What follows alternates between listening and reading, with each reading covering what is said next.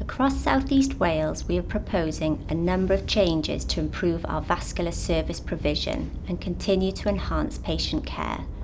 Following in-depth reviews, national guidance and specialist advice, it is suggested that a hub and spoke model would provide the best level of care. This would mean all our major vascular operations are undertaken at the University Hospital of Wales as the hub, but the majority of care will happen closer to people's homes in spoke hospitals. This includes pre-operative assessments, investigations and recovery care.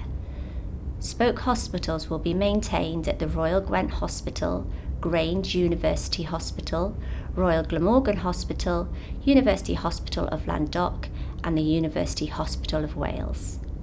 Rehabilitation will continue to take place through all communities and local hospitals across the South East Wales region. There are approximately 1,300 vascular appointments and operations in the South East Wales area every year, and demand is growing.